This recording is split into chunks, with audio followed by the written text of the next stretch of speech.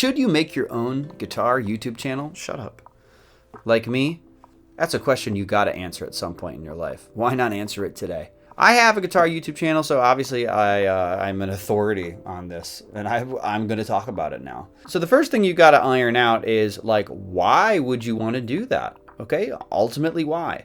And the real answer, I think, is dependent on you. There's a few things that you can gain from making a guitar YouTube channel. The first of which is views, right? Notoriety, glory, right? The first G, glory. I think it's a totally valid reason, man. Like, I mean, why did you start playing guitar in the first place? Like, the dream is to be able to shred awesome stuff on guitar and then show that to people, so your head gets larger. I mean, honestly, like, straight up, like I sit here working on fast scales and stuff. Why do I do that? So I can do it in my room alone? No.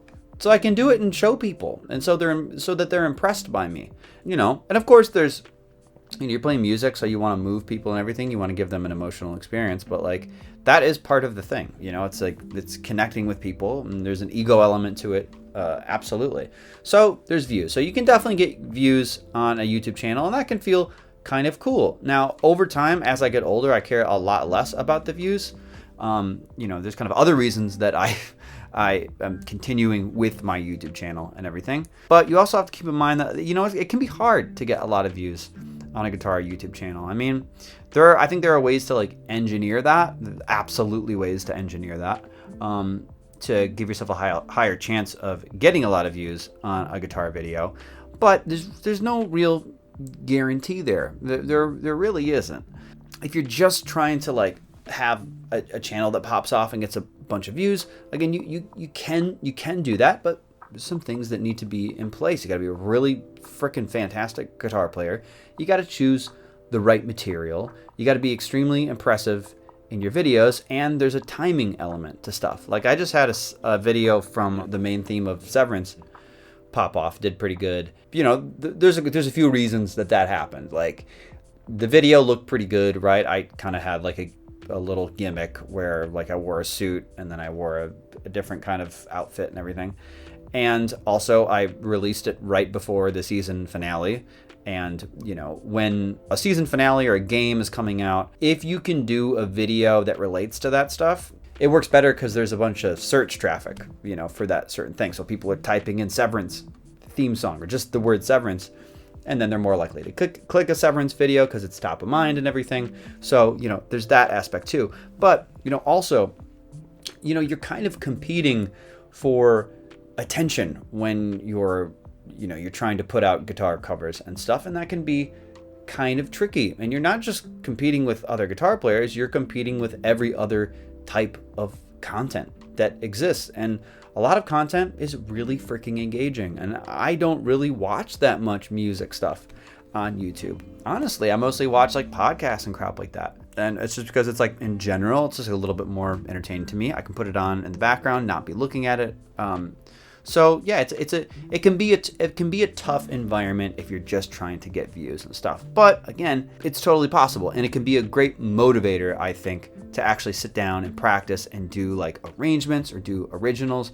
And by the way, if you want to make your own guitar arrangements, which I honestly think that's like the best way to get views on a guitar YouTube channel, like, straight up, honestly, because you can, like, do things from shows and games that people are actually searching. So you can there's already like a hook there. So if you want to start making your own guitar covers, you can click down below. There's a link that's going to take you to a page where you can learn more about that. So if you want to go that route, go for it. Now that brings me to another aspect of things, all right? And that's money. Now, in general, if you're going to try to perform songs for people on YouTube, you're going to do your own arrangements or your own compositions, or you're going to improv stuff. Honestly, it is not a good way to make money at all. Even if you have millions and millions of views, people are not really making a living unless they're extremely, extremely popular. Like, I'm definitely not. It's a few $100 a month or something, that $300 or $400 to be completely honest. And that's not to say you can't make money by having a guitar YouTube channel. You just have to be selling people something. That's the thing, all right? So the ad revenue doesn't cut it. And in general, there is a guitar commodity that people buy very often. I mean, it's a huge industry, and that is education, right? Music education. So you could quite honestly make quite a bit of money on YouTube if you know it, if you know what you're doing, if you know how to do it, and you make a really good educational channel. It can also be like just a fantastic way to get like virtual lessons. There's a lot of people doing that, and I think it's completely viable. But if your goal is to like make money on YouTube as a guitar player, you have to think about what you're going to actually sell people, and then the content that you put on your channel is essentially to get more attention for the thing that you're selling. Totally fine. I think that's great and everything. Now, there is another element to the glory thing, which is just the personal satisfaction of sharing the stuff that you're working on. And I think that so many people are so like, they're just in their room playing their guitar, and I think it's a shame that people aren't sharing their stuff as often. And I think the internet is honestly a great medium for that to happen. And there's another really cool plus that comes with that, which is that when you have some kind of outlet, when you have a place where you want to put stuff, it can help you actually get better at the thing you're doing because there's more of a reason to do it. Like if you know that you're going to try to release some YouTube videos and people are going to see it, maybe you're starting to amass some subscribers, you got a little audience there that are expecting stuff, it can really help sort of motivate you to actually do your practicing or do your arranging or do your composing or do your improv stuff or whatever it is, right? I think that like music in isolation is honestly a little bit, it can feel incomplete. Depends on your personality. I mean, there's nothing wrong with just like sitting in your room and, shredding, alone, and you're the only person who's hearing it. Nothing wrong with that. That's great. That's awesome. But, some people need a little bit more, honestly. I mean, I know I do. And having a YouTube channel is a really, really nice outlet where like I do all this stuff. I practice, I work really hard making these arrangements and stuff, and knowing that I can just like upload that stuff and push a button and then like thousands of people are going to see the thing is pretty awesome. So if any of that sort of resonates for you, maybe you're honestly the kind of person who should make a guitar YouTube channel. Maybe you should do it.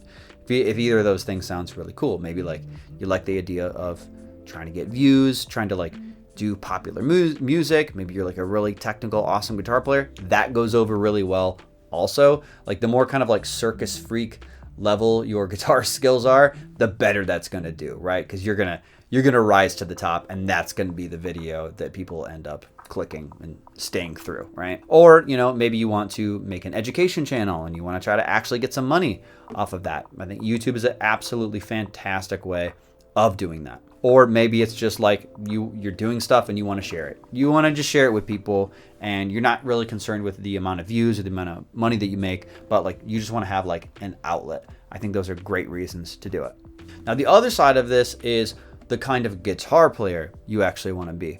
Like, so do you play electric guitar? Do you play classical? Do you play fingerstyle? Are you more interested in improvisation and you want to do videos about that? Are you more interested in making your own guitar covers? Again, smash that link down there if you want to do that. Or are you interested in making your own compositions, doing your own original stuff?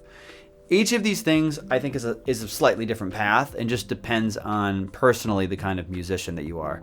Like whatever interests you in music, you can showcase that on YouTube, and that's great.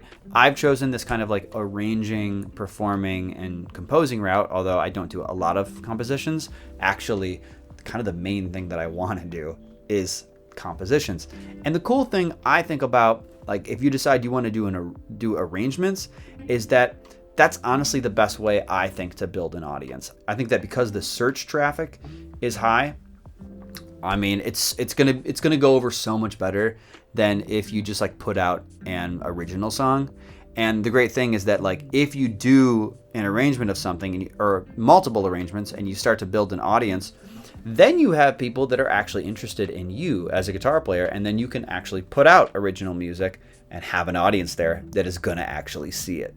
So that's pretty cool as well. Now, like if you're like an improver and you're playing over backing tracks, I think that stuff is really, really rad as well. And I watch some of that stuff too. I don't have a lot of advice on that because that's not something that I do. But I think a really cool thing about the improv front, if you're really good at just, creating stuff on the spot, is that I think it's going to be really, really easy for you to generate a lot of content.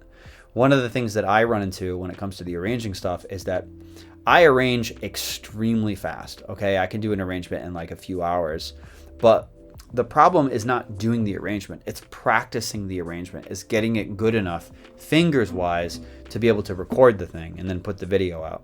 So that's a huge bottleneck. So, I mean, that's hours and hours and hours. It's like days of effort getting something up to speed. And a lot of the arrangements I do are very, very complex. I can't just whip covers out like constantly. It doesn't work like that, right? I can do videos like this where I'm talking, where I'm explaining stuff. I can do that regularly. That's pretty easy to do as far as like, the amount of time I have to put in to produce one of these videos.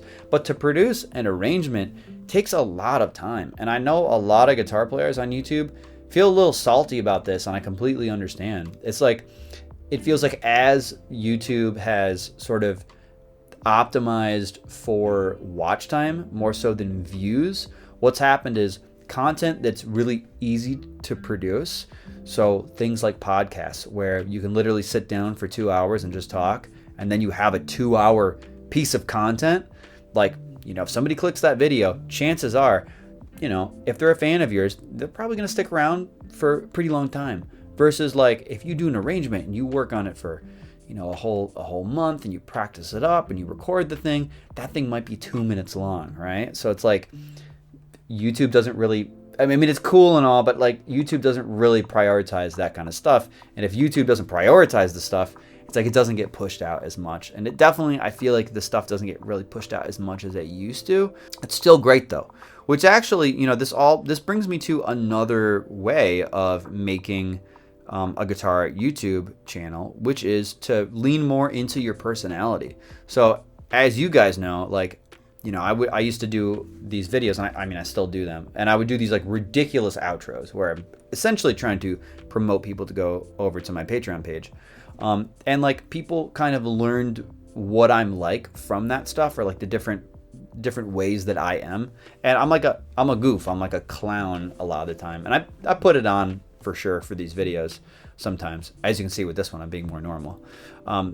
But that is totally another aspect of it. You can be somebody that plays guitar, but also you do commentary, or you do reaction videos, or you just talk about guitar topics that are interesting to you. The thing is that if you are trying to compete on like the just being a great guitar player, the competition's pretty stiff. Okay, it's rough.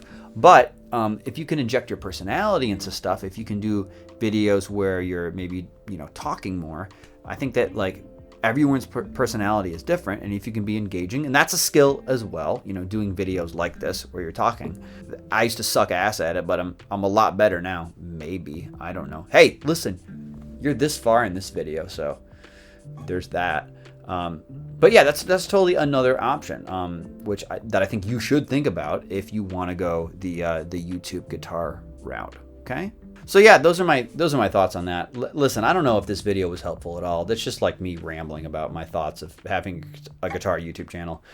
If it sounds inspiring to you and you want to do it, frickin' do it, man. I think it's awesome. I think it's awesome. And just know that with YouTube, especially, like, you got to do it a lot. You got to do it often. It takes a long time. It took me a really long time. And actually, when me and Steve started YouTube, which is like as Super Guitar Bros, it took a really freaking long time to gain traction and everything, and we've been really consistent. We've been doing it for 10 years. So, and not 10 years, dude, more like 14 years or something like that. So don't expect to get a whole bunch of views really, really fast. Just but if it's interesting to you and you can think of a cool angle, and you're passionate about it, or you just want to share your stuff, go for it. I think it's awesome. Otherwise, just stay in your room, dude. I'm just kidding. Don't stay alone. Listen, I'm running out of things to say. I'm wearing a turtleneck. Okay, bye.